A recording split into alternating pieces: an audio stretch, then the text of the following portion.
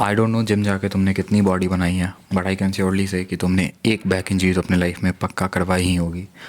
और जिसको भी बैक इंजरी हुई है, they can relate with me कि बैक इंजरी कभी भी पीछा नहीं छोड़ती है। 2 साल, 3 साल, 10 साल बैक इंजरी हमेशा तुम्हारे साथ चिपकी रहती है, हर लिफ्ट में परेशान करेगी और तुम्हें चैन से सोने भी नहीं देगी। तो हेलो एवरीवन, मेरा नाम आयुष्मान राजपूत है और मैं हूँ इंजरी किंग। मैंने जिम के ऑलमोस्ट सारे इंजरी करा रखे हैं, फ्रॉम हेड टू टो। मैंने बहुत ज़्यादा इंजरी कराई है, मेरे बाइसेप भी टियर हो चुका है, मेरा लोअर बैक में भी मैंने इंजरी करा रखी है। तो ऑलमोस्ट सारे इंजरी के बारे में मुझे पता है और उससे रिकवर कैसे करते हैं ये मैं तुम्हें बताता हूँ। तो आज से 4 साल पहले जब मैंने जिम ज्वाइन किया था, तो मैंने चौथे महीने में जो मेरी पहली इंजरी थी वो थी मेरी लोअर बैक की इंजरी, जिसमें मैंने अपने साइटिक नर्व को कंप्रेस करवा दिया था डेड लिफ्ट करते हुए, और मुझे काफ़ी पेन हुआ था। उसके बाद मैं कुछ लिफ्ट नहीं कर पाता था, इवन कि मैं बैठ भी नहीं पाता था। सो आज हम उसी इंजरी की बात करेंगे जो कि है तुम्हारी lower back injury. Lower back injury में 3 चीज़ें होती हैं। या तो स्लिप डिस्क होता है जो कि टॉप टायर इंजरी है, इसको मैं नहीं क्योर करवा सकता। अगर तुम्हें ये हो गया है तो तुम प्लीज़ डॉक्टर के पास जाओ as soon as possible. But उसके बाद जो भी चीज़ है, मसल फटीक, नर्व इशू, यहाँ तक का मैं देख सकता हूँ। तो आज हम बात करेंगे लोअर बैक इंजरी की। तो first of all, lower back में जो तुम्हारी इंजरी होती है वो कुछ रीज़न से होती होगी। तुम्हारे हिसाब से वो स्क्वाट या डेडलिफ्ट है, बट नहीं, एक और वर्कआउट है जिसको अगर तुम करते हो तो शायद से देयर इज़ अ चांसेस कि तुम्हारे लोअर बैक की इंजरी और ज़्यादा एक्सेलरेट हो सकती है और बढ़ सकती है, which is shoulder press, overhead shoulder press. ये वर्कआउट उन वर्कआउट्स में आता है जिससे तुम्हारे लोअर बैक पे बहुत ज़्यादा स्ट्रेस आती है। और फर्स्ट ऑफ ऑल हम उन लोगों की बात करते हैं जिनको ये इंजरी राइट नाउ हो रखी है और वो उससे सफ़र कर रहे हैं। सो तुम 3 चीज़ करो। फर्स्ट ऑफ ऑल जो तुम्हें नहीं करनी है मैं उसकी बात करता हूँ। लिफ्ट करना बंद कर दो आज से, एटलीस्ट 2 महीने बिल्कुल मत करो।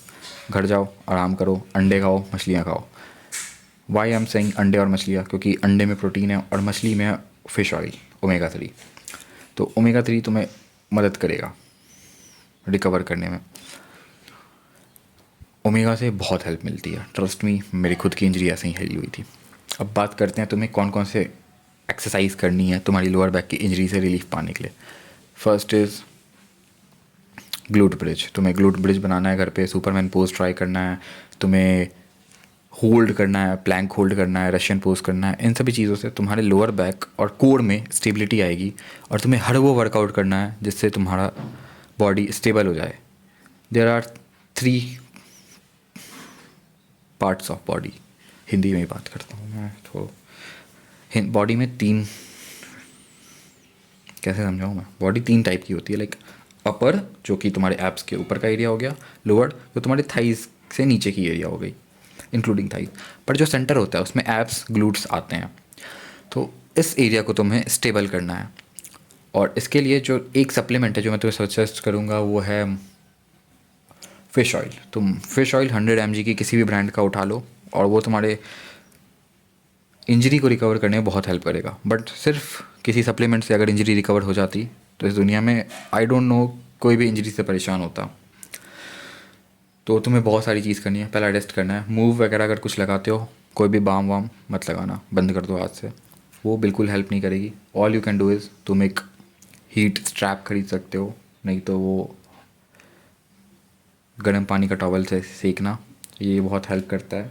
और बेस्ट वे जो है, जो मैं इसको रखता हूँ टॉप टायर पे, जिससे मैंने बहुत रिलीफ लिया है, वो है एक ठंडा पानी बर्फ़ वाला, उसमें एक टॉवल डालो, एक को डालो गर्म पानी में। पहले गर्म पानी के टॉवल से 15 सेकंड सेको, फिर हटाओ, फिर हल्का सा नॉर्मल होने दो, फिर ठंडे पानी से 15 सेकंड सेको, और ऐसे करके इसे कम से कम 5 से 10 बार रिपीट करो, दिन में 3 बार, सेम प्रोसेस। फॉर श्योर 3 से 4 वीक में रिजल्ट दिखना स्टार्ट हो जाएगा, पेन ऑलमोस्ट गॉन हो जाएगा और जो अगली लिफ्ट होगी वो और अच्छी होगी, तुम्हारी स्ट्रेंथ भी बढ़ेगा।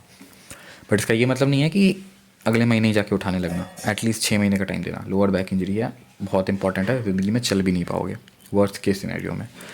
सो और डॉक्टर से एक बार कंसर्न ज़रूर करना। मेन इशू क्या होता है कि डॉक्टर्स को भी नहीं पता होता है कि इसका इलाज कैसे करना है। छोटे शहरों में, बड़े शहरों में तो पता होता है। फिजियोथेरेपी भी एक ऑप्शन है। ओमेगा 3, क्रिएटिन लेना बंद कर दो। इससे लोगों को लगता है, ये एक मिथ है, आई डोंट नो, बट मैंने भी बंद कर दिया था। I don't know what the reason behind it, but in injury period लोग क्रिएटिन नहीं लेते और मैं भी रिकमेंड करूँगा कि तुम क्रिएटिन मत लेना। मेरा रीज़न ये है कि तुम उस इंटेंसिटी में वर्कआउट नहीं करते हो तो फालतू का क्रिएटिन लेके बॉडी को ओवरलोड क्यों ही करना है। प्रोटीन वगैरह लेते हो तो वो भी बंद कर देना। बेल्ट्स का इस्तेमाल करना, ग्रिप का इस्तेमाल करना और अगले इंजरी से प्रिवेंट करना। और ट्राई करना कि तुम अपने स्टेमिना पे ज़्यादा वर्क करो, क्योंकि मैंने ये चीज़ नोटिस किया है, जो लोग कार्डियो नहीं करते हैं, जिनका स्टेमिना बहुत कम होता है, उनको इंजरी बहुत ज़्यादा होती है। क्योंकि स्ट्रेंथ भले ही तुम में कितनी भी ज़्यादा हो, अगर तुम चौथे या पाँचवें रैप में ही थक जाते हो तो पता है 8वें या 9वें में तुम्हें इंजरी होगी। नहीं तो तुम्हारे साथ एक जिम ब्रो होना चाहिए जो कि तुम्हें हर मुश्किल में बचा के रखे। आई डोंट नो भाई, अभी मैंने जब हर कहा तो वो हर निकला था, पर छोड़ो। जिम ब्रो बहुत इंपॉर्टेंट है तुम्हारा, एक स्पॉटर जो कि तुमसे ज़्यादा स्ट्रॉन्ग हो या फिर तुम्हारे जितना हो। और तुम लोग, सबसे इंपॉर्टेंट बात है, औकात में वेट उठाओ। मैंने भी कभी एक टाइम था जब मैं औकात से बाहर वेट उठाता था। अब तो मैं औकात से थोड़ा कम ही वेट उठाता हूँ, क्योंकि इंजरी हो रखी है और इतनी हो रखी है कि अब अगली नहीं करवाने का मन करता है। बट अगली अगर होगी तो वो कहाँ हो सकती है, लेट मी थिंक। घुटना डन है, हो रखा है। एंकल हो रखा है। ग्लूट्स हो रखा है। लोअर बैक हो रखा है। शोल्डर हो रखा है। चेस्ट हो रखा है। बाइसेप हो रखा है। फोरआर्म में नहीं हुआ अभी तक एक भी। रिस्ट में हो रखा है। फिंगर्स में हो रखे हैं। Nose and head all done. Jaw done.